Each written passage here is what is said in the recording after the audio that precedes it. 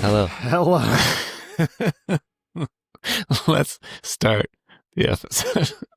That was the goofiest way I think we've ever started an episode. I don't think I've ever told you hello in our lives. Like you changed it to, like the whole everything. Hello. Hello. We're not doing like an audiobook here. This is ASMR with movie boners. Welcome to this episode of Movie Hi, Boners. everybody. This should be a very fun one, a very festive one, I would say. Sort of. Would you Kind of. say it's festive? Well, here's the thing. Just We're because both you have big the word Festivus in it. It's not Festivus, it's Festivus, first of Sorry. all. And also, but I mean, we are big fans of Christmas. Yeah. It's the season of joy and love and giving and all of the good things. But here's the problem. We've been doing this for 5 years. We've done a handful of Christmas episodes. Yeah. And running out of holidays here. So I figured let's do, and also I was kind of inspired because, you know, we've been accused of being too positive in the past. And I think that's, I think that's where the boners in the movie boners comes from, because we like and get excited about all kinds of movies, It's true. all qualities, all of that stuff.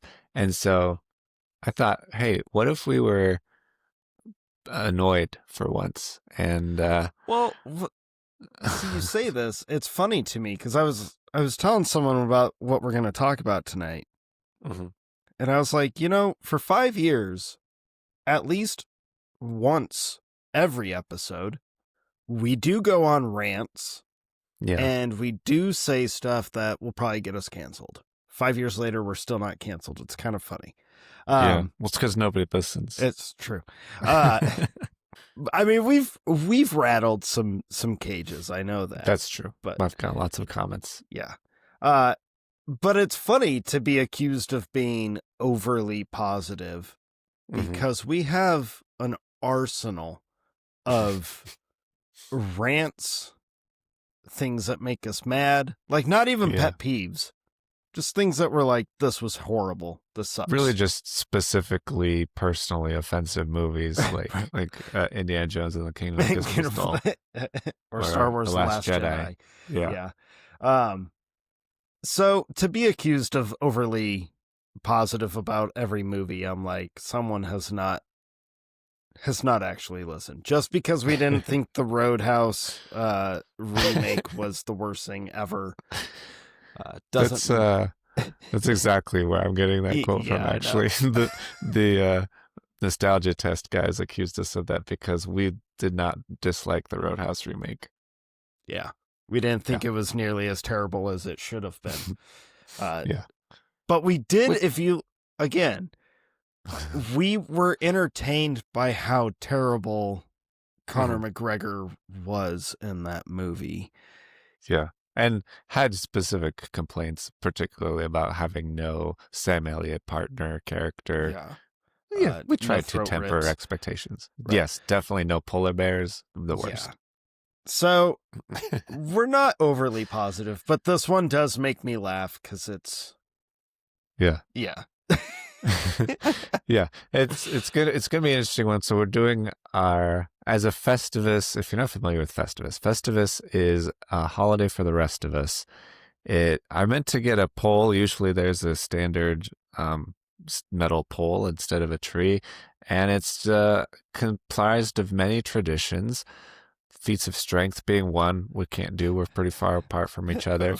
But airing of grievances is another key component. And I thought that what a good time to air our grievances with movies, the film industry, Hollywood, advertising, even audiences. I have a lot of gripes and a lot of bones to pick with a lot of people. So it kind of runs the gambit. We'll be complaining about a lot of things and talk about our biggest pet peeves when it comes to movies. We're airing it out today. And the funny thing is, it did kind of change how I watch movies and shows the last couple of weeks, because I've been actively looking for things that I dislike while I watch it. So you've gone the cynical route the last 2 weeks. Kind of trying to intentionally. Sorry. Yeah, just to be like, does that bother me? Does it bother me enough to complain about on the show? Sort of, maybe let it go, that kind of thing. Um, but I have a pretty good list to get through. And I All right. also put it out on Instagram to see if anybody else had complaints, and I got some good responses that I'll share here as well All right. as All we get right. into it. Well, let's do this. But but before we do that, you want to Right. see something beautiful? No. Here we go. Check out this little graph where Is it going to be Zootopia just dominating everything again? Yeah. yeah. So Box Office Mojo Worldwide Gross just launched in the last 2 weeks. It's because scores have not really changed, except I'm at $4.6 billion now. So stupid. Zootopia in the last little more than 2 weeks has made it's like a angel's eyelash away from $1 billion. It has made so much money. We are moments away from it being $1 billion. 992 million as of this Friday, which might not even include today's numbers. So yeah, that'll be, I think, pretty safe to say 2 movies over $1 billion for me this year. I don't think that's happened before. I think it's always like Didn't it happen movie. for you last year? Did it? I thought it did. Last year was Barbie. You had Barbie. You had like one or two others that had no right being good or making any money. Maybe it was this Super Mario Bros? No, I had before? Mario. Oh yeah, that was your first $1 billion one. And I can't remember. You Oppenheimer was almost $1 billion. You had two of them last year. I know that. I have to look back. Yeah. Well, I've started putting together the recap. This people should know. This is the penultimate movie bonus episode. We have one more episode in our pouch. Oh, I don't know what else to say.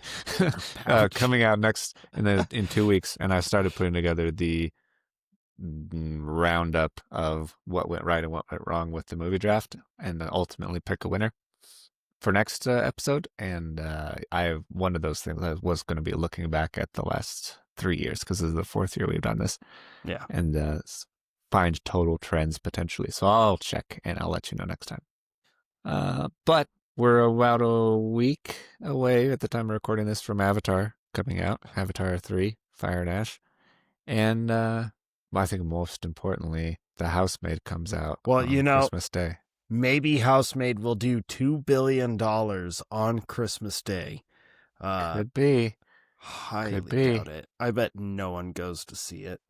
Like, I bet no one watches it. Yeah, it's not exactly a family-friendly movie, I don't think. But I could be wrong. Yeah. Yeah, so that's fun. So I guess, no other changes there. To the next episode to see who wins that and where we go from here. What else? New stuff. What new stuff have you seen lately? I have watched a couple new things. So took my daughter to go and see Five Nights at Freddy's 2. That's the movie that critics are like, it's only a 19% on Rotten Tomatoes. We hate movies like this. Mm-hmm. But it was a lot of fun. It's just like the first one. It's very entertaining. They ramped up the jump scare and the creeping factor. I should put a little caveat to that. Not scary. Yeah. Didn't jump. Not creeped out by any of it.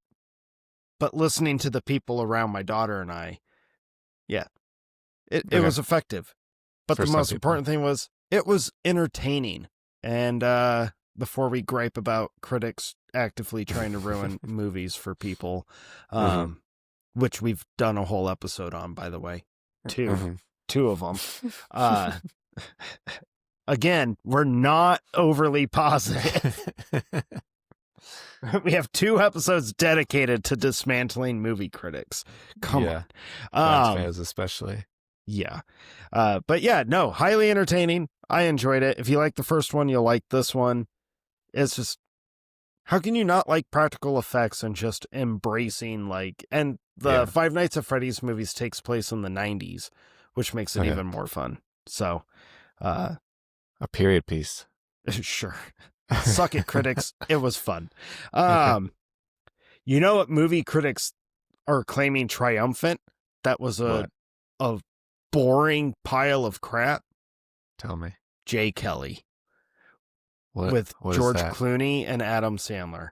The Oh, movie's called Jay Kelly. yeah. I've never even heard of this movie. Oh my gosh, Jake, how have you not heard of this movie? I've been under a rock, I guess. Oh, Jay Kelly. Yeah. I thought it was. I thought it was like I don't know, R Kelly, like like a letter, Oh, like a no, Jay abbreviation. Kelly. So Okay. it's George Clooney plays this actor, Jay Kelly, who is getting this big old tribute to celebrate his career. And he's like thinking about his whole career, kind of rethinking of, wow, maybe I wasn't the nicest guy. I've missed out on so much, right? Yeah. Adam Sandler plays his helicopter manager who calls him Puppy the whole movie, which every time he said it, I was like, what? It's a weird choice. Yeah. It's got Laura Dern, who is part of the Jay Kelly team. Anyways, it's an actor having a midlife crisis. Greta Gerwig is in it. For Oh, like because Noah 3 Baumbach scenes. directed it. That's her husband, right? You're asking questions I don't know answers to. Okay, I think so. Anyways, so boring. And Yeah. anyone saying that it's such a moving movie, no, it's really not. It's another Hollywood. We'll glorify ourselves, and no one really learns anything. There's no actual character growth to anything. It's just, look how depressing this guy is. That's it. That's Okay. it. Yeah. Jay Kelly sucked. I was so mad at the end of that movie. Like, way to glorify Okay. yourselves again, Hollywood. Oh, yeah. That's what they're good at. Yeah. And then because it is Christmas, and because I do get a kick out of watching non-traditional Christmas movies, I can't believe I had never watched this before, but I watched Fat Man with Mel Gibson. Yeah. I don't think I've seen it. I think I wanted to last year and then didn't get around to it. It's so ridiculous. It's about like a 12-year-old boy who hires a hitman to go kill Santa.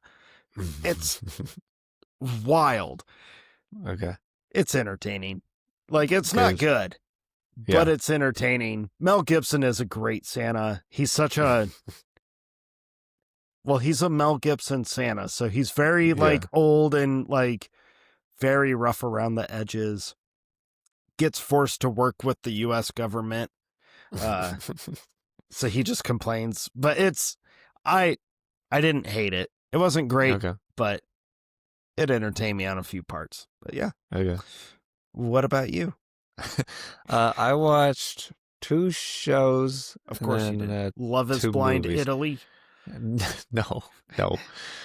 I actually 2 of the best shows that I've seen in a really long time. They're just like 1 season, I guess, limited series kind of shows. Mm-hmm. The first one's called The Beast in Me. And it has Claire Danes, Matthew Rhys, Brittany Snow, and Matthew Rhys is like a rich guy who has been accused of having killed his wife, but his wife kind of disappeared and is remarried to Brittany Snow. And then Claire Danes is a writer who can't figure out what to write about and decides to write about him. And so they kind of get together and start figuring out what a book will be about.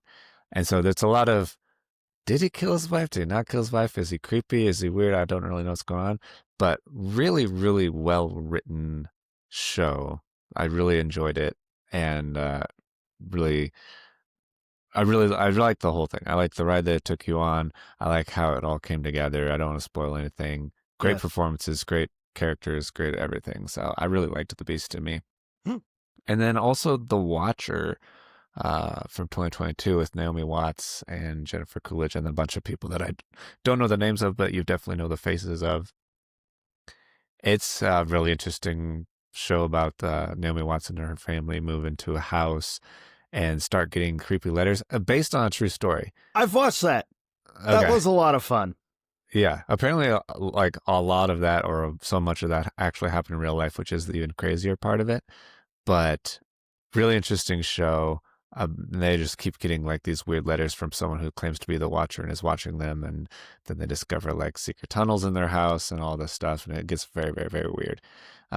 Really cool show. I like that one a lot.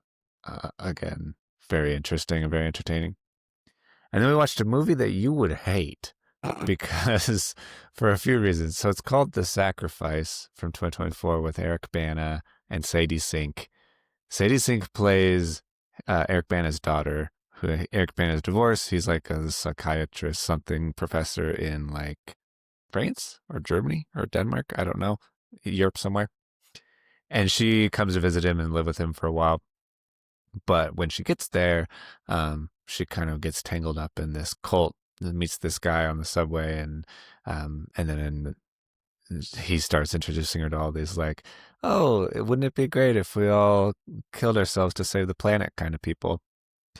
And it turns out it's kind of adjacent or related to someone that her dad's helping the police investigate, or a group that her dad's helping investigate, but their paths like never really cross, so he doesn't know that she's involved with this guy that's involved with them.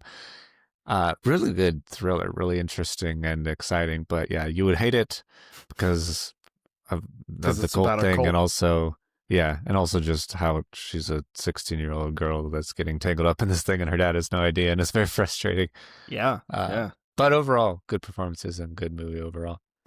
And then the last movie, I didn't finish it because I was interested in it. So there's a movie from 2021 with Jake Gyllenhaal called The Guilty, where he plays like a 911 operator. Uh-huh. Well, he's a cop that used to be on the street, but got kind of pulled out for some disciplinary issues and needs to go to court soon. But he's working 911 like temporarily and doesn't have the temperament for it. That's part of the problem.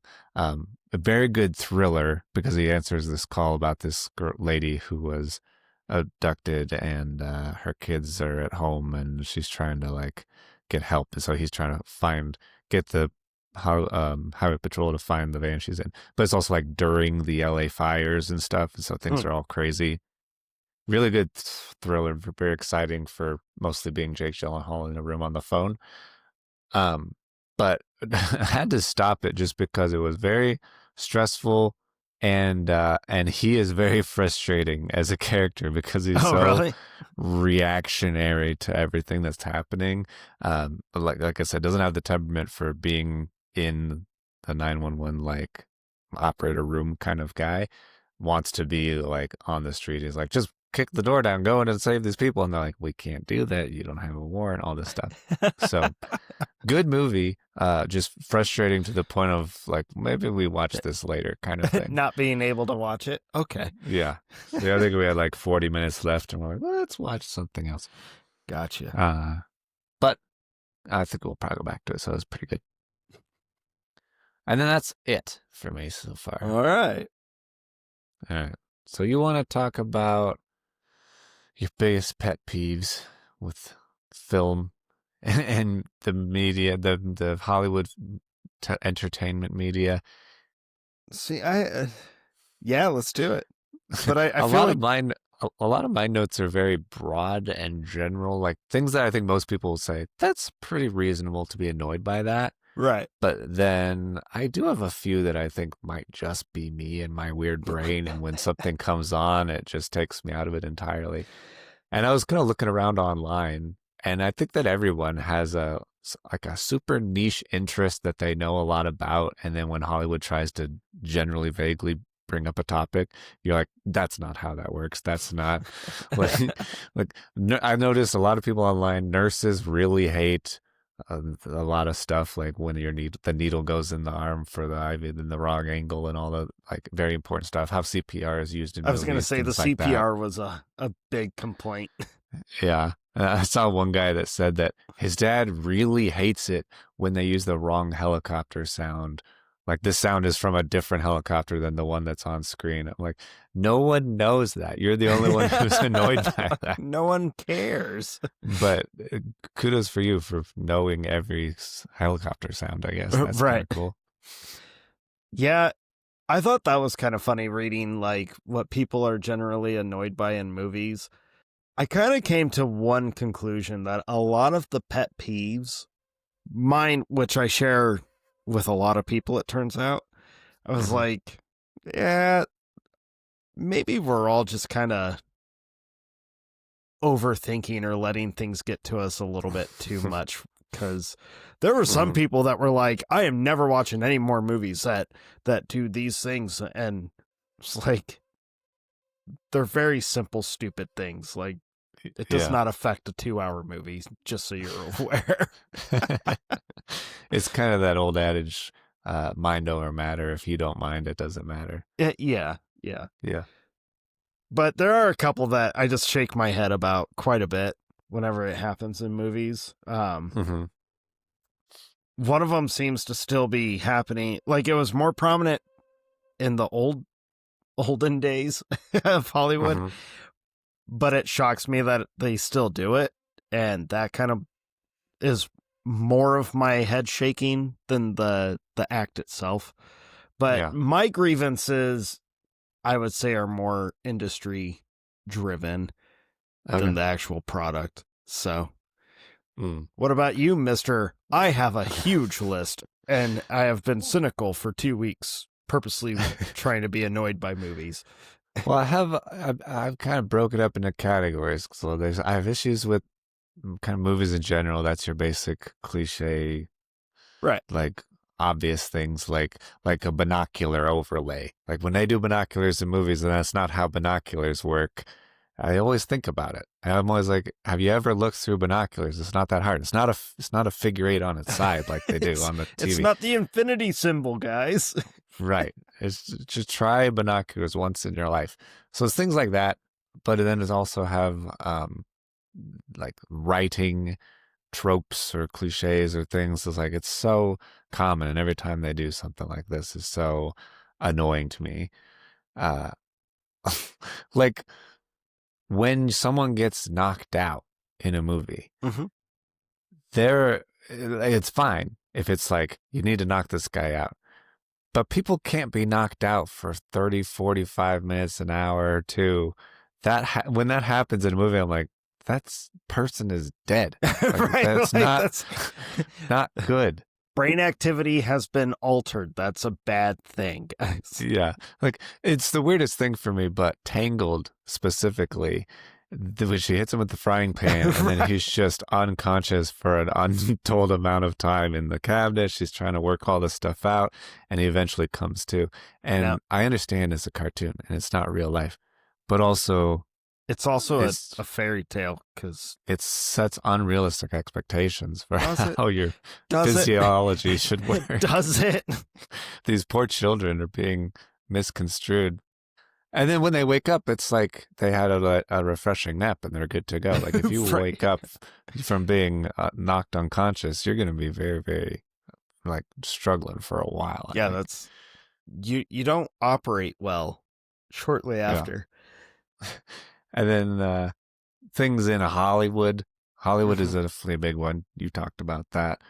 But uh, I I've got a lot of on the Hollywood side. I'll wait to talk about that one. And then advertising. Advertising, I think, is a big problem on its own for a handful of specific reasons.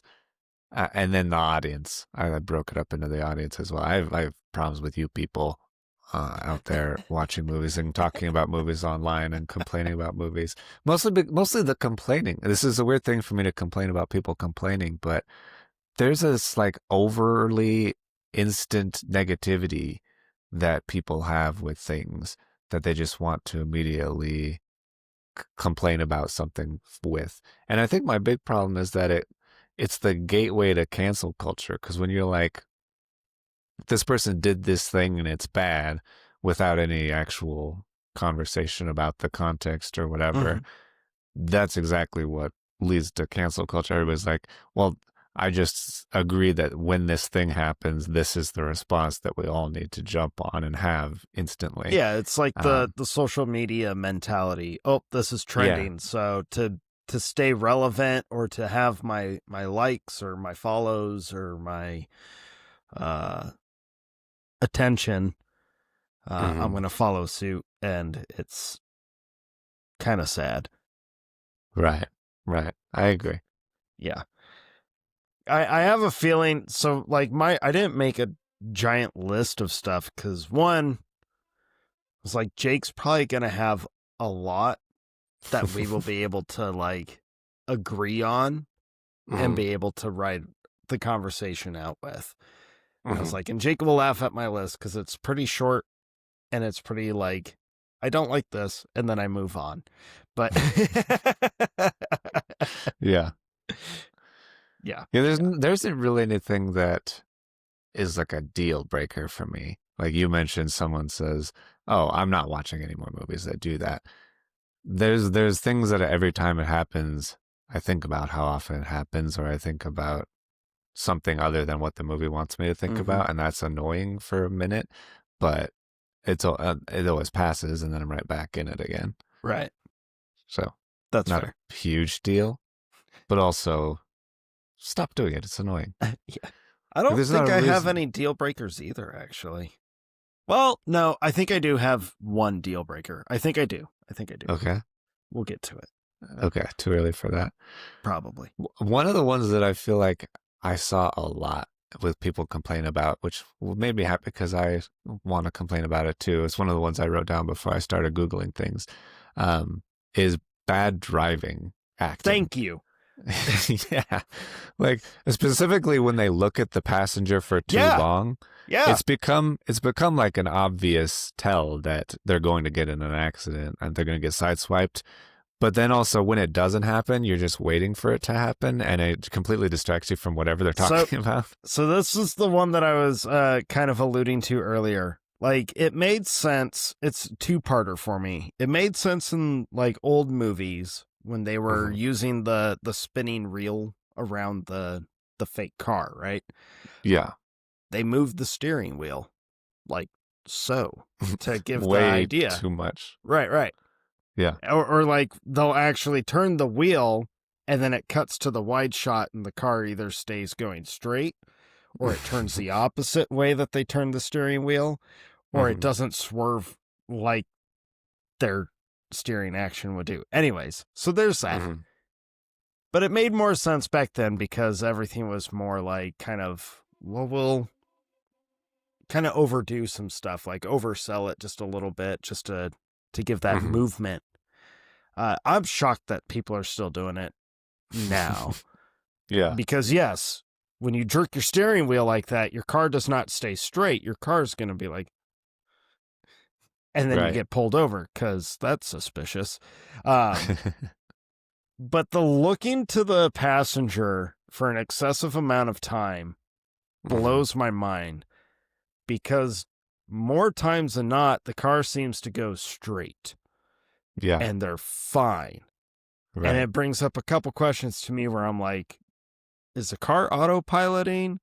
And how is there no traffic that they're slamming into? What you don't see is them just blowing through red lights. Right. Where are the red lights? Where are the stop signs? Because I'm like, just where I live, there is a red light about every 100 to 150 yards. It's ridiculous. It drives me nuts. Yeah. So to watch movies where, they're like full conversation like you and I are having, but, the driver's looking to the passenger the whole conversation, I'm like, it's shocking that only one movie seems to depict how dangerous doing that is, and that's Dumb and Dumber, and that was made in, 1994. So yeah, for sure. Yeah, driving drives me crazy in movies. Ha ha ha ha. The other big one that a lot of people complain about is phone etiquette. That when people are on the phone in a movie, they don't say goodbye. When they make plans with somebody, they don't get any of the actual details. They don't ask what time. They don't. That doesn't just qualify under phone etiquette. They do that when they're face to face too. Like TV shows are notorious for this when people are setting up dates, like first dates. They're like, "Hey, so I'll see you tonight," and then they leave the scene, and you're like, Where are you gonna see them, and when, and how are you going to contact them? What? Yeah. Yeah. Yeah. That one I don't consider so much phone etiquette, but the saying goodbye, that one I don't care about. Do you know why I don't care about that one? No, why? Because who wants to see the reality of how awkward it is to say goodbye on the phone or in person? Like, Uh-huh. guys, we've been doing this show for 5 years. We still can't say goodbye without it being weird. Like, so, okay. All right, then. Sounds good. Yep. All right, I'm gonna, yep, okay, yeah. Yeah. Uh-huh. Yep, Cool. sounds good. All right. All right, I got it. Oh, you did what? Okay. Yeah, that's true. I get it. We got to move on. So who wants to see that? That one Yeah. I'm all right with. Don't care about. But the making plans, specifically when it's first dates, that one makes me shake my head just because they never share the info. There's no number exchange. There's no, like, not even modern, hey, what's your Instagram or your Facebook? I'll find you there. They just, I'll That's see what you the kids tonight. are doing these days. And they always seem to show up like, it always seems to be one of them is waiting already at the theater or at a restaurant outside. And then the other person comes walking up. They're like, oh, hey. Ah, ha, ha. And I'm like, no one is that calm standing awkwardly outside a place waiting for a date. Sorry. It's just, nope. Unless you're trying really hard to look cool. Which only makes it more obvious how desperate you are. Yeah, that's true. You know, one that it bothers me every time I see it. How quickly people find parking spots. No, I don't care about that at all. See, that one. Does that bother you? Yeah, it drives me nuts. What if they just got lucky? That happens sometimes. Rarely. Very rarely, but we only see them park once or twice in a movie. And I get it. Who wants to see 5 minutes of them being like, dang it, not that going one. around the block over and over is way worse than trying to get off the phone. It's just, I think it bothers me because I know how often I have to struggle to find a good parking spot, depending on where I'm going. Yeah. So I'm envious. You're jealous mostly. I am, yeah. I am. You're like, I am. these bastards. Jerks. I oughta. All right. Anyways. No, the one that really bothers me, but it's the kind of thing that nobody else I see complaining about it, to the point that I feel gaslit, and I'm like, is that even am I wrong? Is that a thing? But I remember very specifically learning when I was a kid the code of the U.S. flag, and that when you wear a patch on a uniform or whatever on your shoulder, that the stars are always forward as if the flag is flowing back. And that's how it's supposed to be all the time. It is almost never that way in movies. I don't know who's doing costumes in movies, but it's always stripes forward, stars backwards, which I get you when you're looking at the flag. Normally it's stars on the left. That would be stars on the left if it's on this shoulder. But then the flag's going backwards. And it's not how it's supposed to be, and it's the most annoying thing for someone who actually doesn't care about the flag code or anything really in real life. It's just such a simple thing to get right. That you're doing uniforms for this period war movie. It's supposed to be accurate, like war uniforms or whatever, or cop uniforms. It's whatever, but they never ever get it right. I've never noticed it. You're going to notice it every single time now. I highly doubt it. I'm going to text you photos constantly. I'm like, I watched another movie where they had the freaking flag backwards. Left undelivered. I swear, it's every single movie. People tell me if I'm wrong, but it is the rule, and it is wrong every single time. I've got one that's worse than that, because it happens. It has been the trope for any movie that has a romantic storyline in it, whether it's rom-com or drama, whatever. And I'm just blown away that they still do this, and it's like no one has common sense, period. And I know that mine is more accepted because even my daughter has shared the same grievance. whenever there is a misunderstanding Mm-hmm.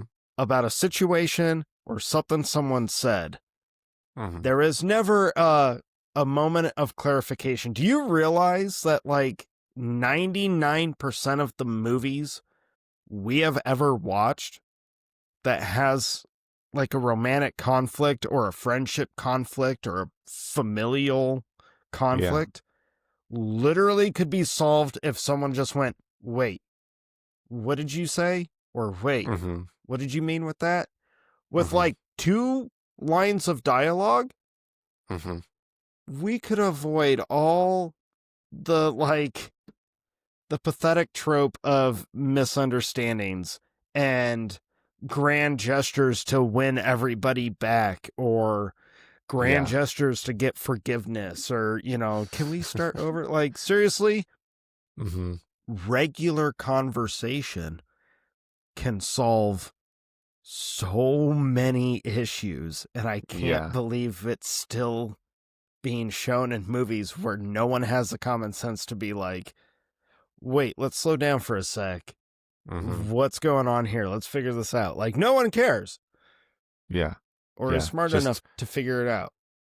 Just assume that what they saw or thought they saw or Yeah, thought they I heard is can't the right remember thing. what was. My daughter and I were watching something and there was a conflict, and my daughter literally looked at me and was like, all they had to do was say, what did you say?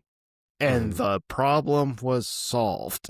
It's like, nope, we're going to get. That's the whole plot of the Sydney Sweeney Glenn Powell movie, Anyone But You. Like the beginning of is just them misunderstanding Right. why you have to leave or do you want to be there or not. And then Like, they hate each other the rest of the movie. right. It does bother me because every time I watch, whether it's a TV show or a movie, every time this stuff happens, my brain literally will just go into a like, if he literally just said, XYZ, all of this stress would just be done. Right. Just be done. Right. And then you could focus on different aspects of the story. You could make people just having actual conversation interesting instead of he said, she said for 2 hours. And then at the end, you're like, aha, we're so silly. Grand gesture of apology. Like, no one does this stuff. No, stop it. Yeah. Just stop it.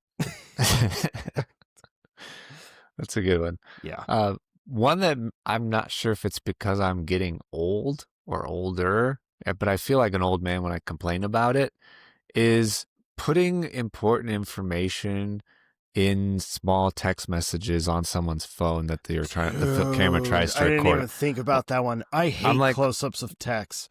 I'm like, what does that say? Should I be reading that?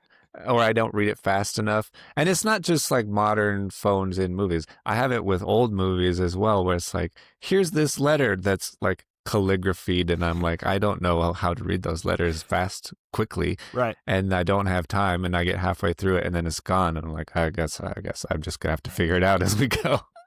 I'm with you on this one. I hate, like, it works when you watch a movie in the theater. Yeah. Because better. The cell phone screen is tiny, and I actually like it when they started doing the thing where like the message will pop up on the screen. Like I think a they subtitle should always kind of. do that. That way you can know what's actually said. But don't show it to us on the phone in the actor's hand. That's the worst. Well, we were watching. I introduced my daughter to "It's a Wonderful Life." Finally, can't believe it took this long, but great movie. Anyways, there's a shot in it where they show a letter that's cursive, but they hold, or no, sorry, it was Miracle on 34th Street. They hold the shot of the letter for the longest time.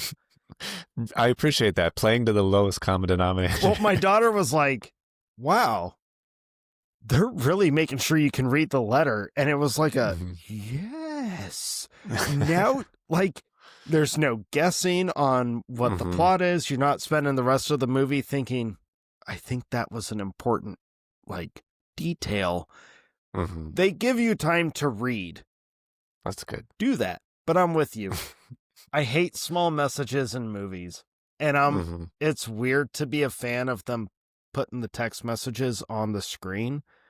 Yeah. But please do that so that your audience knows what's going on in the conversation. Yeah. It helps. Yeah. It really helps. So too. Yeah. I think it has the added value of being able to see the actor at the same time as well. So you kind of see their reaction as they're reading it, and they're either excited or, whatever. That way you know that when they filmed the scene, the actor was literally like, okay, actually, it probably isn't even the actor. It's probably a stand-in or some PA's thumb, some PA or even the director being like, I'll hold it. Not even their hand, guys. Right. I have a lot of, okay, so the bomb when the timer ends at 1 second is an obvious one to complain about. Oh, I don't care about that one. We grew up in the 90s. That was like we grew up in the 90s, but also it got me thinking more when I saw people start talking about it. Why have a number? Why do I have a screen counting down with numbers visible on bombs at all? If it's a bomb, its purpose is to go off. Why do you need a countdown that's visible at all? And that's pretty weird, if you ask me. Not Especially realistic. when the bombs are like hidden and yeah, and never meant to be found, but they do get found. Yeah, right, exactly. There's things like that where they're obviously trying to build tension, but I guess it's in like a cheap way, and that's what makes it annoying. The other thing that's really adjacent to that is when people need to get away, but the car won't start suddenly. Like it's a perfectly fine operating automobile the rest of the time until an axe murderer is chasing you. Right, until you're in critical danger, and then it's like, oh no, come on. I don't really care about the bomb one, just because I think I got so used to seeing it constantly in action movies that I just kind of accepted that one. Cars not starting, and typically in a horror film, that one is so predictable that now it's like I treat it as a bingo card, almost, like you could say. The moment someone in a horror or a thriller movie gets in the car, you're like, won't start. Yeah. Check that one off. You kind of need it for it to really qualify as the genre, I guess. Right. But bringing up car tropes that bother me in movies, specifically action movies. Okay. And I'm looking at Mission Impossible 2. But no, well, yes, but I'm also looking at John Woo as a director. When a car crash happens, or a motorcycle crash, it does not automatically explode. On contact, On contact. It also doesn't blow up from the back of the car when it smashes the front end of the car. So I would say the mindless explosive car accidents, that one gets me shaking my head, which is a big reason why I'm also not a big Michael Bay fan, because if there's a car in a Michael Bay movie, it's blowing up for no reason. It's not often that takes me out of it, but there are some instances, I wish I could think of one now, where I'm like, Mission Impossible 2, when the black SUV slams into the car, it blows up from the back end. Why did that thing blow up when it's like 9/11? Like that was an inside job on that car. That definitely that was a jump that I wasn't prepared for. Jet fuel does not melt steel beams, my man. Like that's the weirdest thing for that to fall. Especially Tower 7, when no plane even hit that building, and it also fell. Anyway, we don't need to go down that rabbit hole. We are being canceled in a week, so we're not being canceled. We're being canceled now because I brought up how the Jews did not. What? Oh my gosh! Anyway, I lost my train of thought with that. You derailed so bad that my brain was like, I'm not even trying. We were talking about trains derailing and blowing up randomly. Oh, another one. Trains of thought. Yeah. There's always a car crash happens. They make fun of it in the Jim Carrey Grinch. and you see the Yeah. tiny little dripping gas leak, and it's like an Mhm. immediate, it's gonna blow. No. Mhm. No. Yeah. It's really not. But okay. Yeah. I feel like a lot of people have assumptions about physics based on movies, and gasoline is a big one though. Gasoline doesn't really work in the way that most people think it works. It is dangerous. You It's shouldn't very mess around dangerous. with this around fire or sparks or I whatever, mean, but it also ignites pretty fast when it's with fire, but Mhm. But it's more fumes than actual yeah, and liquid. it doesn't make a loud boom like Yeah, it's they more of a whoosh. yeah. It's like a whoop. Yeah. Speaking of sounds, I have a lot of gun related Oh. complaints, mostly Are because you going to that is complain that it's not the exact model of gun being no, fired? no. But it is because it is my niche of Right. particular interest. And so when things are off, I give them a lot of grace, but also there are things that are so far off. I'm like, please try a little bit. Like when in John Wick, I understand.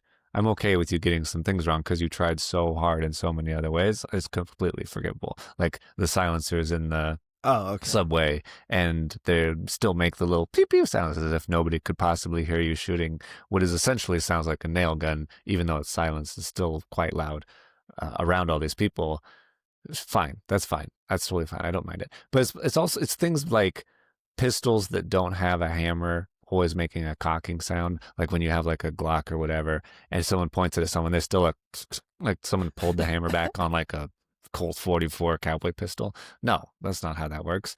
Uh, Never reloading, never malfunctioning, all of those things that Mhm. are starting to get better, I think, particularly because of John Wick. But then also just actors not having sufficient training and obviously not having any idea what they're doing, and occasionally you'll get the weirdest prop departments. Like The Walking Dead, the show The Walking Dead is the worst at this, where they'll just have the weirdest assortment of guns and scopes and sights and flashlights and things installed completely wrong, backwards in the wrong place, not even present when they need to be there. Just the weirdest things, and not even explainable that, oh, it's the post-apocalypse, they don't have it. Like, no, they're just the weirdest, randomest things that don't make any sense. Well, it's very clear that somebody didn't know what they were doing, just threw it together out of a box. So I do have one gun related, and Okay. I hope you can either explain it, because obviously Mm, I've never been schooled on guns. They're just not okay. a big deal for me. Yeah. Um, but one thing that even from like my youth and to now, I always kind of like, I really just don't think this is necessary at all. Uh, it's cocking the weapon. So Mm-hmm. whether it's a pistol or like a handgun, everyone always cocks it before they do Mm-hmm. anything. It's always like loaded into the chamber, Mm-hmm. especially with shotguns. There's like Yeah. constant, and I'm like, I get Mm-hmm. it sounds really cool and it's super intimidating. Mm-hmm. I don't think it's necessary every time you hold it to do that. Like, Yeah. so explain this to me. With shotguns, how Uh-huh. many shells does it hold when you like initially load? Well, it depends on the size of it, but generally, if it's like a pump action shotgun, that little tube underneath the barrel will hold 5, maybe Okay. 7 Okay. shells. Do you have to pump it with every shell? When you're shooting it, yeah. So Okay. if you Okay. you would pump it once to put a shell into the barrel, and then Okay. you would shoot that shell, and then you would pump it again to get rid of the one that was in there, and unpump it to put the new one in. But Perfect. yeah, so you do need to do that every time you shoot a Cool. So pump I'll action forgive that shotgun. one from now on. But I do see in movies sometimes that someone will do the cocking sound on a gun, a pistol, or whatever, and then they'll be having a conversation or whatever, and then they'll do it again before they even Yeah. get into action. I'm like, well, you just sent a bullet flying out that was not used because that is completely unnecessary. The gun was already loaded. So then what about handguns then? Like, cuz they're always, you know, putting one Yeah. in the chamber.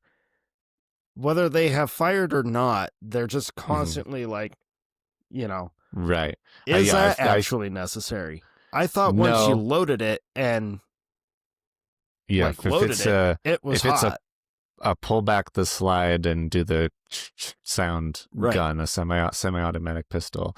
Um, you do that once to load the first round from the magazine, but from that point on, every time you shoot it, the magazine pushes a new one up, and the slide reciprocates back and forth, loading it automatically each time you pull up the trigger So what you're saying until is it's empty. they simply do it just because it's like a gun action.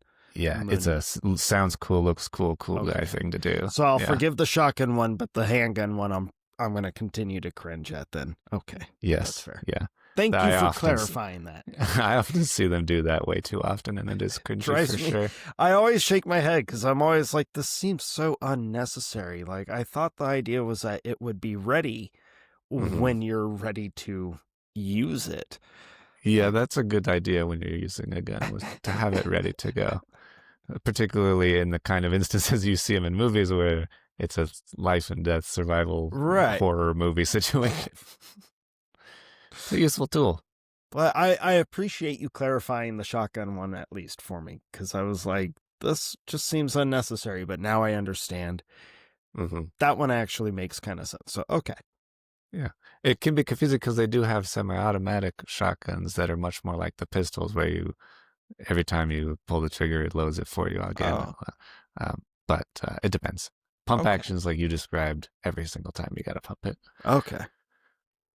Um, there's a thing that I've been noticing more, and I feel like I don't notice it as much in old movies, and I don't know why that is. Maybe I just haven't seen the right ones. It's not in every movie, but there seems to be this thing more and more where when there's a suspenseful horror thriller kind of movie and the camera is tight on the main character, that the villain will just come in out of frame as the attack or the scare or whatever.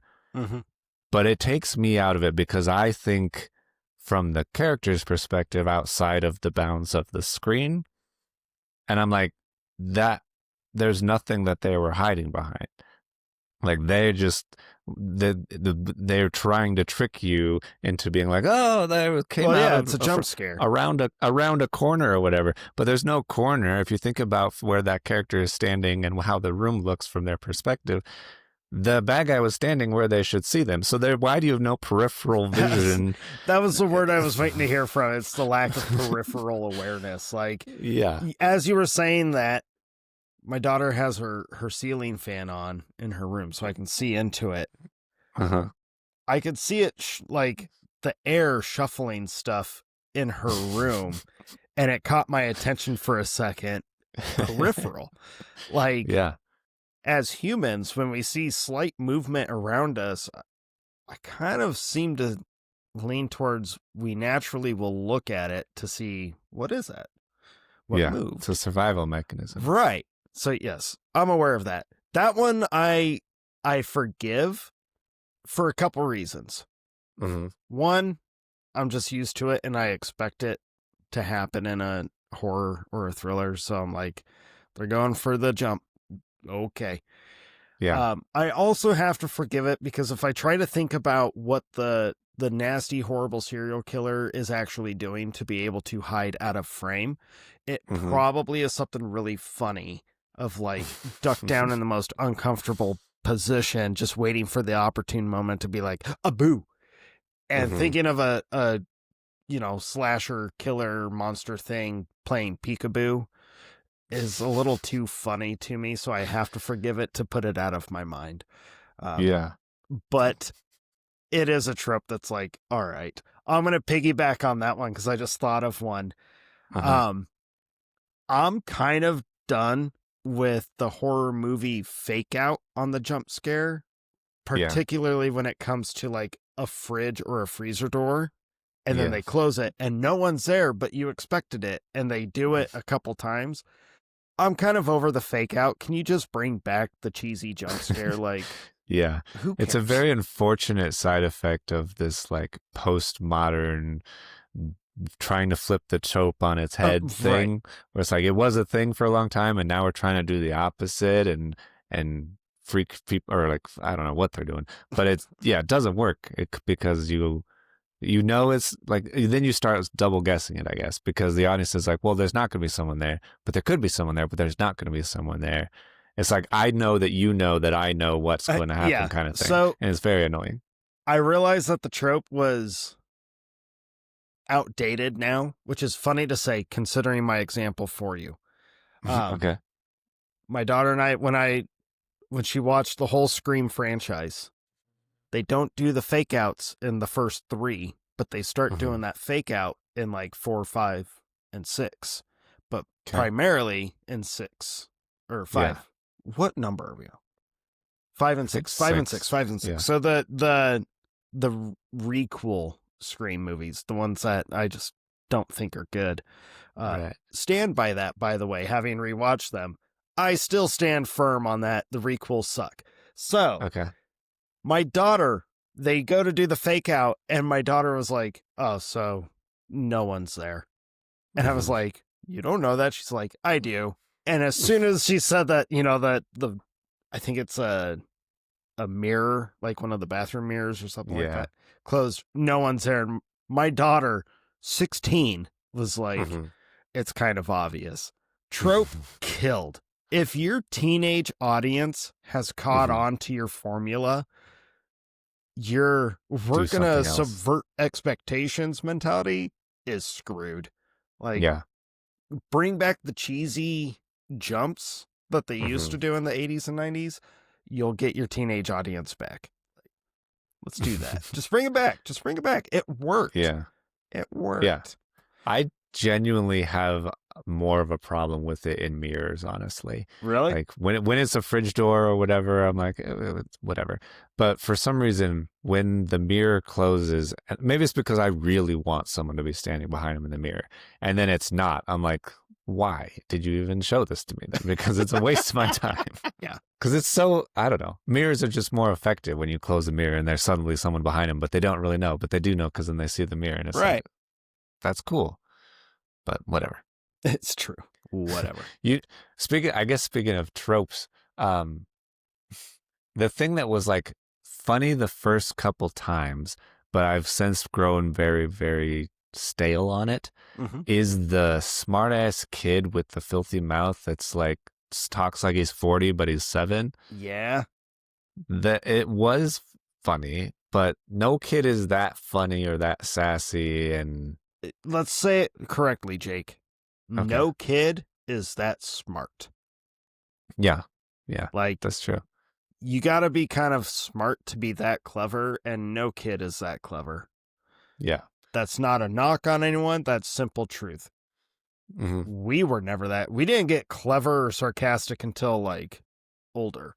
Hopefully by the time I'm 40, I'll be Right. clever. Because, you know, the sarcasm comes with life experience.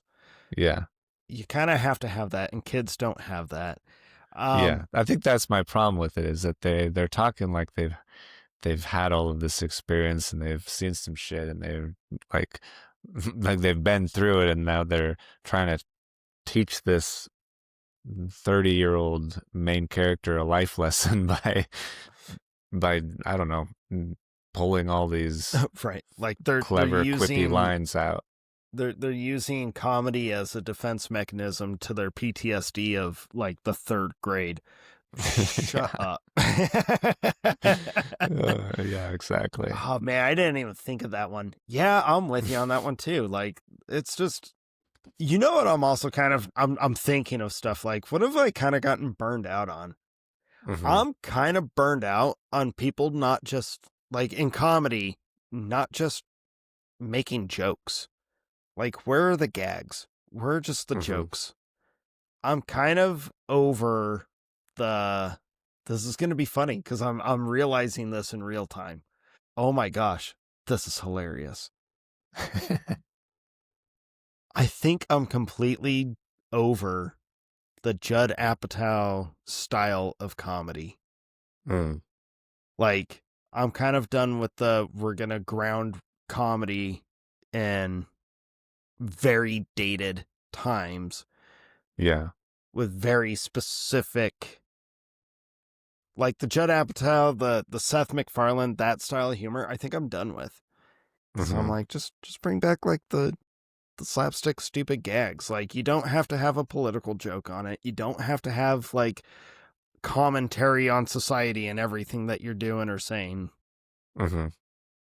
I'm also now I'm saying I'm also kind of done with the like the stoner, the 35-year-old and up Yeah. stoner kind of mentality. Like if you're over 30 and you're still smoking pot like you're in high school, bro. Grow up. Grow up, touch grass. Not that Like, kind of grass. you should probably be rethinking something. Yeah. Yeah. Yeah. Yeah. I think that's fair. I think I wonder how much of because I agree with you. I think the comedy angle especially speaks to the weakness of comedies in general now, and I think it's Mm-hmm. because there isn't that emphasis on doing it for the jokes, doing it for the gags, making sure we have these specific moments and that they all land kind of comedies. It's that, oh, we have a comedy that's sort of kind of funny and these people are sort of kind of sarcastic and sort of kind of tell a story, but it's just so unfunny. Like Right. it's kind of funny. It's funny in the way that like, oh, I kind of said that thing that made you smile, but it's not like laugh on the floor kind of funny that we Right. had when we were younger. And I don't think it's because we're hard to amuse. I think it's just that it's hard to strike that kind of gold. Hard to admit. I think we are, and I'm specifically talking you and I think we are very easy to Yeah, amuse. We yeah, have been entertained by some of the, like, you guys thought that was funny? You thought that was great? hmm Yes. yeah. Yes. And I continue to watch it over and over, and I always laugh. Like, I still think Hubie Halloween is one of Adam Sandler's best, and it's a hmm fantastic Halloween movie. Yeah. That movie is like as dumb as you can get, and it's one of the most entertaining comedies I've seen in a while. hmm I was really hoping that with the success of the Naked Gun reboot or Yeah. this last one they did, because it was successful. Did well, yeah.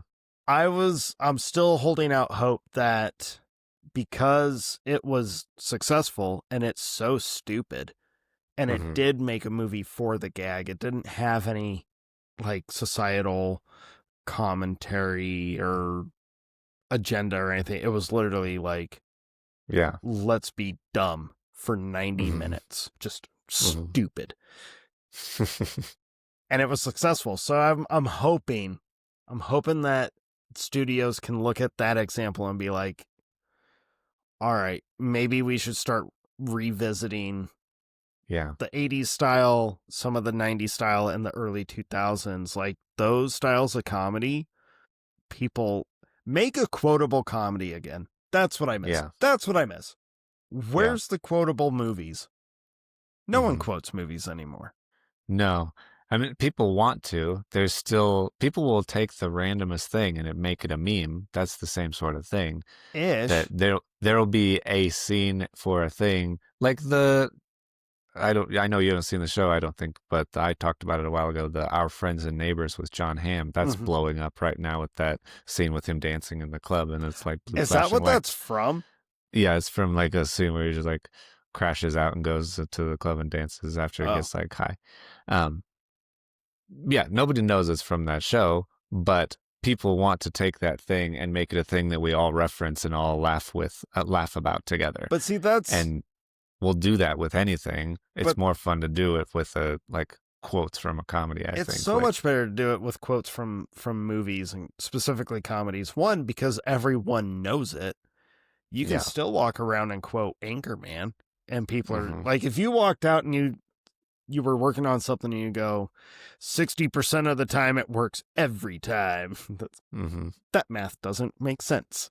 People Yeah. know what you're saying, Right. right? Right. I had no clue about that John Hamm thing. I saw that clip and was like, that looks like something I'm never going to watch or care about. So I just moved on with my life.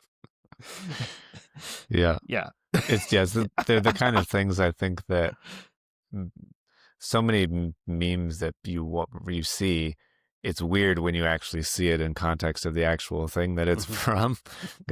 That's happened to me a couple times. Like, oh, that's what that is. I didn't even know it was a real thing. I thought it was just something that they made for the meme. It's weird. Hmm. Yeah. Um, this is kind of a two-parter, but so unnatural exposition heavy conversations take me out of it, and particularly because I'm watching your movie. I'm following it the way that God intended me to follow movies. It's like I understand. This isn't my first rodeo. I know how movies work. I watch it. I learn things. I follow the story.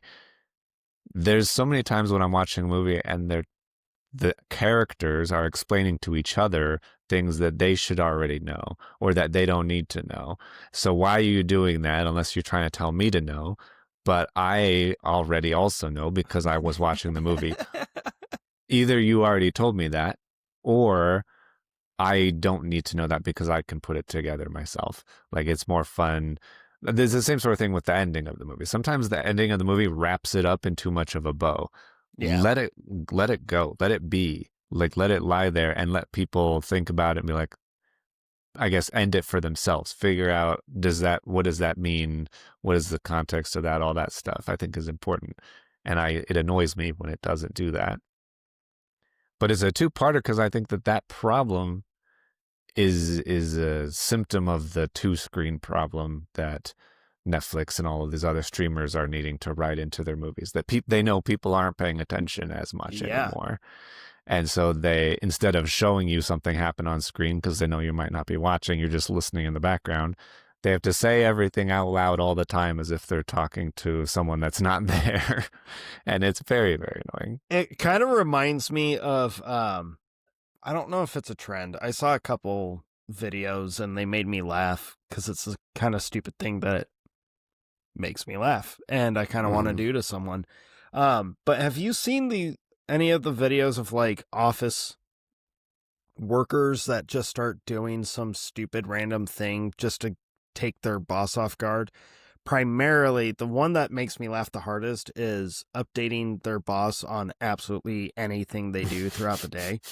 And it No. literally ranges from someone walking into their office and being like, "Hey, I showed up on time today," and just walking out. It ranges from that to like, "Hey, I just wanted to tell you, I tied my shoes."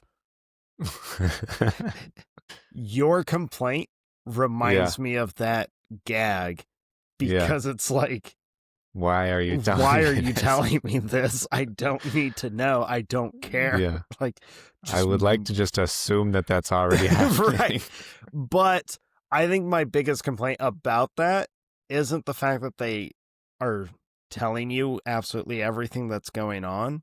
I think Hmm. it's, I think the problem is that they are blatantly telling their audience, you're too stupid to Hmm. be able to put some of this together yourself. So we're Hmm. just gonna, and it comes from they know everyone's scrolling on their phone anyways. Yeah. So yeah, I think Which that's my is part of the biggest issue complaint. is like it feels like they're, instead of trying to combat the problem or trying to fix the problem, they're Yeah. like uh instigating it, or not instigating, they're what's the word I'm looking for? Perpetuating it.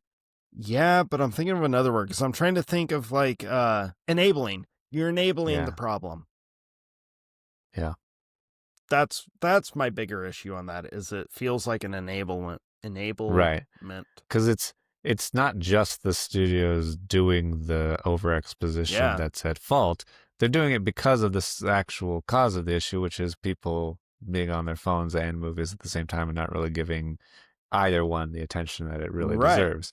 And so if people just, chilled out and could focus on anything at any given time, and like the audience is the problem with that being on their phone Mm-hmm. as much as anybody. And that you end up with people on their phone at the movie theater because they can't do that or they're used to doing that at home. And so when they go to the theater, they can't sit still and watch. because it's what they always do. They always get on their phone during the Right. movie. It's amazing how your average movie, truly, your average movie is what, like an hour and 40, we'll just Yeah, say an hour and 45 minutes. We'll just split the difference. sure. You can't survive an hour and 45 minutes without scrolling Instagram or TikTok. Yeah, it's a problem. That's a problem. That's a Yeah, big problem. right. Like, put the phone down, guys. The Hmm. world won't end. I promise. Also, nothing that you're seeing is more interesting than what you're there to see. Right. Like, there's TikTok is just making you dumber. So Hmm. let's nix that first and foremost. Instagram isn't doing anything to enhance your life. So you Hmm. can go without scrolling that for a little bit. And for all the youngsters who don't have full-time jobs, you will be fired if all you do is hang out on your phone. And that means you don't make money, which Hmm. means you can't do anything, including pay your phone bill to have the phone to scroll. So put But the phone that's down, guys. capitalism's fault. Yeah, Put the phone down, yeah, guys. it's a problem. We should instead of being like we're perfect at this, we are terrible too. Yes, yes. I also own a phone and I'm on it too much, and have when I find myself when I pick up my phone because I'm watching something, thinking to myself though, should I stop watching this because it's a trigger to me to Right. indicate that I'm not as invested as I probably should be. Either I don't care about this show and I should watch something else, or it's just not the right time for it and I should go do something else. Instead of trying to do both and realizing I binged a whole show and have no idea what it's about. And you're like, wait, who are these people? What Yeah. happened? That happens so much. I'm like, what are their names? Does anybody in the show have a name? I don't know who anybody is. Yeah, I it want happens to me. I I think probably one of my biggest complaints or grievances would be movies. A lot of movies are just not memorable. Yeah. There's a lot where it's just like I don't know. Yeah. I think they I need saw to go someone say away. this. I saw someone say this in regards to music recently, but I think it applies to movies as well, which is that things were better when you had to pay for every album Yeah. and even every song on iTunes or whatever, that there was just a bigger investment from the audience and like a barrier to entry. And also the people making it had to try harder. And if you weren't cut out for that struggle, you would just quit and go do something else that you wanted to Right. do or a value or whatever. And so the people that really, really, really wanted to do it were doing it and they were making good stuff. And the people that wanted to see it were willing to pay To for it. do it. Now you can stream whatever, and there's all kinds of garbage out there, and there's AI artists on Spotify just cranking out bullshit constantly. And it's like, this is none of it's real and none of it matters. And it's just not special anymore in a lot of Yeah. ways. I'd be all right if the stream services just stopped. Like I really would be. Mm-hmm. Sure, Netflix has had some fun. I just said Hubie Halloween's like one of Sandler's best. So if Netflix went away, obviously we would lose that. Mm-hmm. Sacrifices have to be made. I would be all right. Like I would Yeah. survive. I really would. I think in any system, there's always going to be the people that care about something and Mm-hmm. work really hard on it, and it comes out and it is really, really good. You have that regardless. You're always going to have that because people want to make stuff and they want to make it good. But then you have these systems that just need to fill the void with all this other stuff. And they're like, do whatever. I don't care. And it doesn't need to mean anything. And nobody needs to care. And nobody needs to remember it. It just needs to be content. It needs to be Yeah. hours. It needs to be watch time. And that's it. I think the idea of celebrity, which was like that was a selling point for a long time Mm-hmm. until the last 15 years or so. Um Mm-hmm. Maybe a little less. I don't know. But I feel like it seems like the idea of celebrity or the idea of making movies or music or shows has really embraced the idea of the participation award almost, where it's like everyone can do all of this and you're all great. And it's like, Mm-hmm. no, there was a reason why the movie star was the movie star and why Mm-hmm. you were not. Like, Yeah. but you said it well, where, I mean, back then, the people that were successful because of the work that they were putting into it. Whether you were a fan of theirs or not, they had to Mm-hmm. put work and effort and time into that thing because they were like, I have to sell this, so it needs to be good enough for people to purchase. And now Mm-hmm. everything's like, oh, it's just all there, available at all times. And it's really kind of ruined the allure of it, Mm-hmm. or at least tainted it, whatever you want to call it. But yeah, so it's kind of weird to be in a position now of like, I kind of miss the days of celebrity or movie star because I just don't see it anymore. Yeah. And that Yeah. kind of That's bums me definitely out. fair. Yeah.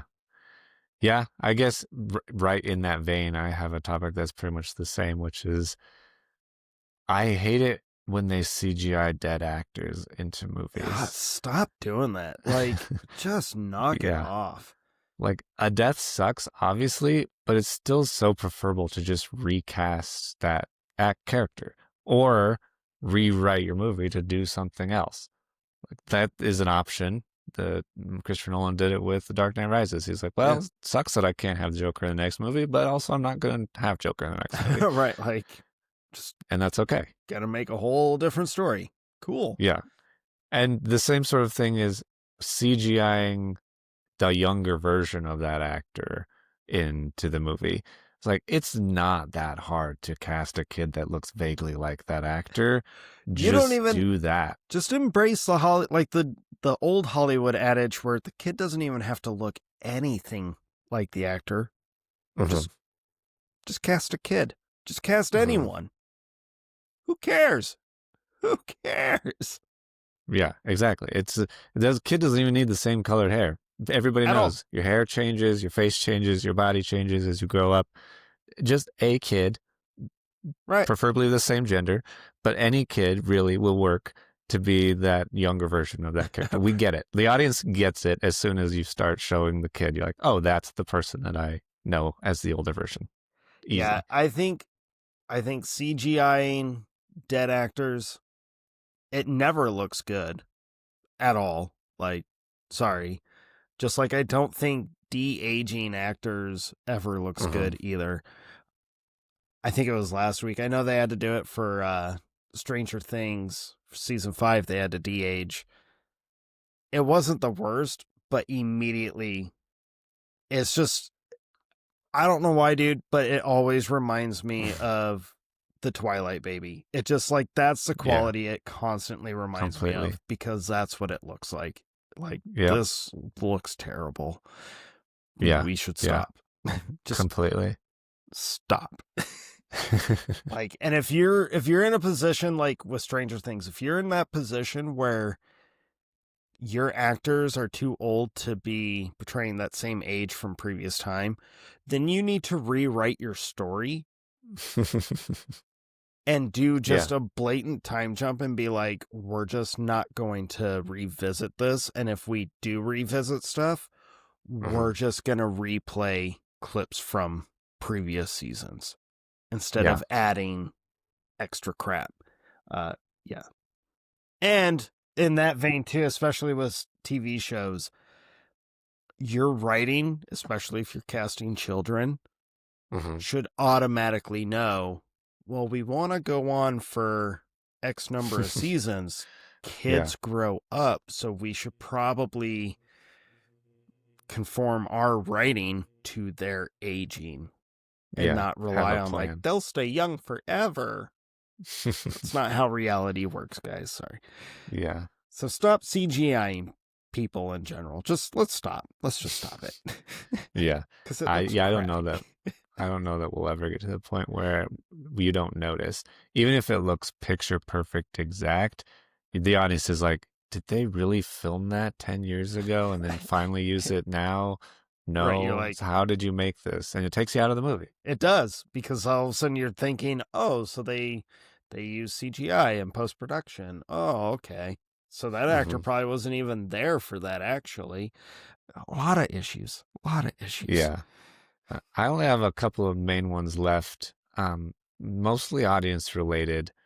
That you people out there are complaining that there's no original films. No, that's not true. It's just that It's not. you only saw three of the most marketed movies of the year and nothing else. There's a lot of original movies that come out every single year. You just need to watch more stuff. Yeah, you just need Give it a to shot. put the phone down and just go watch some movies. Yeah. The other thing is complaining about very passable movies, but they're lackluster movies, as if it's the worst movie that's ever been made or that you've ever seen. It's like you have not seen enough stuff if you think Thor 2 is the worst movie ever made. It's Like, true. calm down. It's a fine movie. It's not wonderful, but there's way, way worse out there. There's far worse. And I know you and I are kind of speaking from a unique perspective because we had the way that we hate movies completely altered. Hmm. Like, Yeah. so I We're know much our more our forgiving perspective is now. a little bit unique because now when I complain about movies, I can rate it like, but did you really hate it like you hated, Serbian? And you're like, not even close. This movie's amazing compared to that Yeah. nonsense. I would So, watch this movie every day for the rest of my life right, if I. like I will suffer this forever. This is perfect. I know we rip into Avatar all the time, but honestly, like if I had to Yeah. choose between that or the majority of the lists that altered our mindset, I would Hmm. gladly be like, guess I'm a James Cameron fan now, but only Yeah. Avatar Cameron fan. That's it. Like that'd be my life. I'd be all right. Uh, Apparently, you can watch his movies forever because he's never going to stop making them. because So that's apparently good. he's never. Although, did you see he has come out and said that this third Avatar could actually be the end of it? Oh, no. Yeah, That's interesting. which I Hmm. thought like, yeah, maybe he's realizing everyone's tired. Like, Yeah. dude, you've been making these movies since 2008, and there's only 3 of them. Right. Stop. um, and then as far as advertising goes, advertising, I have a handful of them, but the main problem I have is whoever cuts trailers completely misrepresenting what the movie is. Like it makes no sense to me. Who is this benefiting? It doesn't benefit the audience who's trying to figure out if they want to see it or not, and it doesn't benefit the studio who's trying to have the movie find the audience that wants to Mhm. see it. It's just misleading everybody to show them this movie that's supposed to be like a terrifying horror movie, and it ends up being just like a slow burn, some slightly creepy drama movie. And there That are people sounded that want to very see that. specific, Jake. Are you trying not to call out a movie? But that was I'm very specific. So I think we got lucky because we both really liked It Comes at Night, but it was Yeah. not marketed as what it is at No. all. No. And maybe it's just because we happened to be open minded in the way that when we saw it, I'm like, this movie is fantastic, but also not what it was represented as. And I think a lot of people disliked it because it wasn't what it was That's represented fair. as, That's which fair. is unfortunate because it's a fantastic movie. It is a good movie. I thought you had talked recently about a horror movie. Oh, the Soderbergh Presence movie. Yes. Yeah, That one which is was supposed to be marketed as like, like absolutely just terrifying, like under your yeah, skin the whole time. scary haunted house ghost story movie. I was like, no, this ghost kind of walks around and looks at people and shakes the camera sometimes, and it's very, very boring. That kind of Yeah. sounds like a ghost story. Did you ever see that one? Yeah, I think so. I remember the cover in particular. I don't remember the movie I exactly. don't remember the movie all that well, probably because I was like, there is nothing going on in this movie. Yeah, that sounds like the same kind of movie. So what's your other advertising? Because I have one for advertisement, specifically trailers, and it's one Um, that we have said 100 times, but I will always say it until okay. we stop. My other advertising one is so petty and so stupid, but I hate the floating head posters of I understand there's SAG obligations that they're contractually required to have all of the stars' faces on the poster, Mhm. but there's just find a better way to make the poster look good. Like What, you're the tired floating of head the? It's like a what's the it's like shape a I'm trying to think of? But they it's like an archway of floating heads with all the yeah, actors like just in like a the mosaic of them busts yeah, yeah. standing And they're all yeah, dramatically looking off to the side, but opposite different directions. directions. Yeah. Yes. It's just You're the tired of that? worst thing ever. I hate it so much. Like when a movie comes out and has an actual poster, even with like nobody on it, it's just like it comes at night, phenomenal poster of just this Just the dog dog looking in into the the woods. woods with the flashlight like lighting up the dog, but like unable to light up the woods. That's a great poster for a movie. It's intriguing. Avengers Infinity War is a shitty poster. Like it doesn't make me interested in the movie at all. And then the other slightly same sort of thing is when they have all of the actors shown like in a row or on the screen, and then they have all the names above them at the top of the poster. It's always like from top build to least build, Mm-hmm. but the names never line up with the person that it's above in the poster. So that It's one's always more like OCD on you then. a Okay. little bit, yeah. That one makes me laugh, especially like in the actual movie during like opening credits. If they Hmm. flip it where they'll show like a different character moving around, but they show the top build name and it's not the same. It makes me Yes. laugh because I'm like, that's something I would do. Just knowing there's people like you that would be like, Hmm. oh, that's funny to me. Yeah. The poster, I am with you 100%. Like, I think posters should not. I know you have to market the actor, but if I Hmm. see a poster that is just like a crazy image or a subtle image and that's it with the title, Yeah. I am more drawn to be like, ooh, that's interesting. Like, I wonder Hmm. what that's about. And then that gets me Right. looking the movie up and being like, oh, this could be cool. This could be cool. Although every time I seem to get intrigued by this stuff, the movie never releases nationally, and then it's not advertised at all and forgotten, and you're like, oh, okay. Um, Hmm. my biggest pet peeve when it comes to the advertisement, specifically with movie trailers, two things. First and foremost, stop showing the entire. Hmm. You are not there to give us the cliff notes of a movie. You're there to intrigue us to come into the film. Yeah. Stop showing the entire movie. You know what the best trailer I've seen recently was? Street Hmm. Fighter. Do you know why it was the best trailer I've seen for a while? Because it is Because you a don't know minute what and it's about. 29 seconds of people being kicked in the face. Yeah. That's it. That's all it Hmm. is. Well, joke's on you. That is the whole movie. That is the whole movie. But they don't care about, like, there wasn't the freeze frame with the actors' names. There wasn't, Hmm. like, no care to try and make it seem like it's going to have a dramatic, huge, intricate story. Nope. Hmm. It is a minute 29 of people being kicked in the face. It's glorious. It was, Yeah. I watched that trailer, it was like, I watched that and the Supergirl trailer back to back and was like 100% more excited for Street Fighter. Way Yeah. more excited for Street Fighter.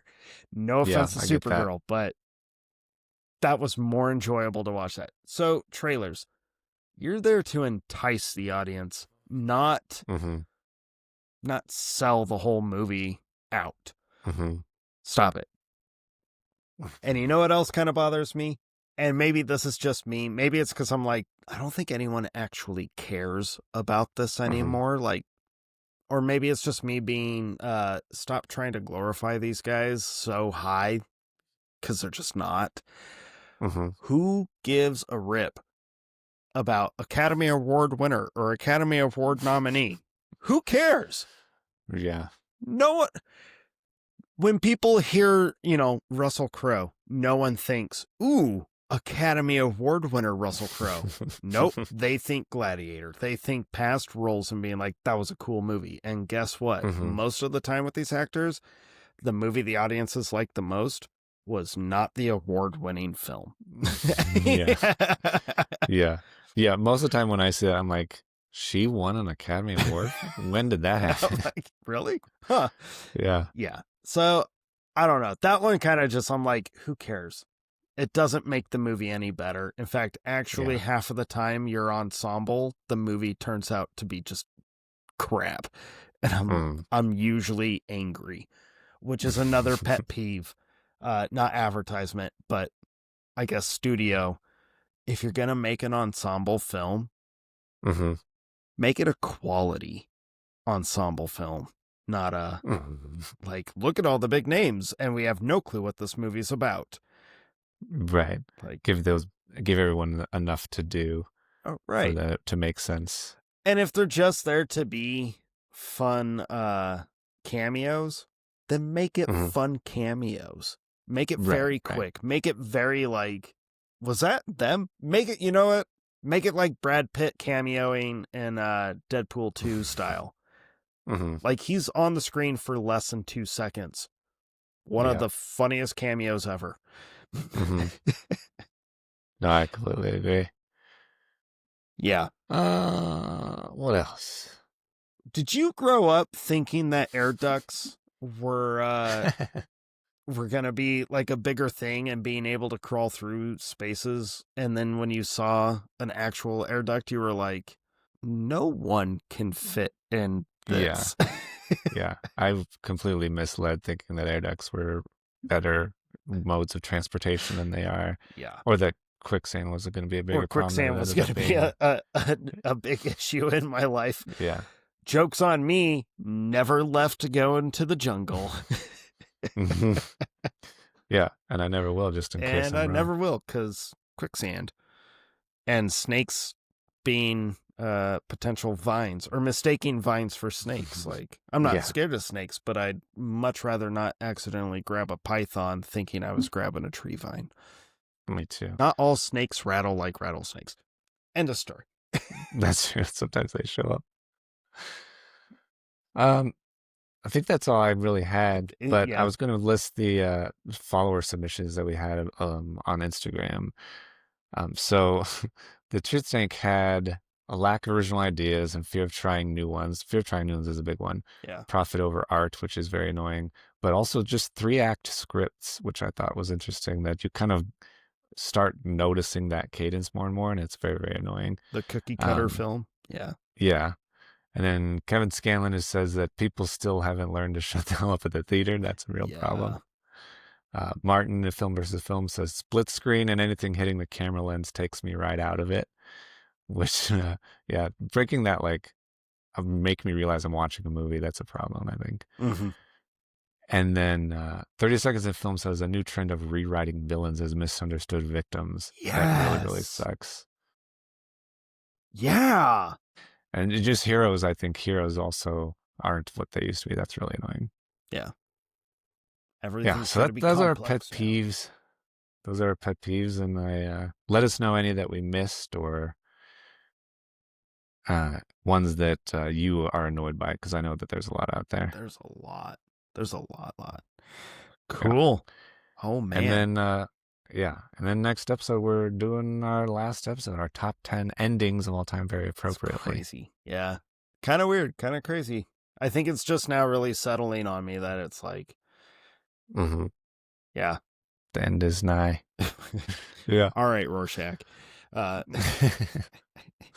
Yeah. So check that out next time. I think we'll have some fun announcements, and we'll figure out who won the belt. It's true. That's very exciting. It's true. If we didn't already know, we'll see. All right, bud. All right. Thank you, everybody. That was fun. Talk to you next time. See, still not good at goodbyes. All right. We'll get it. We'll get it.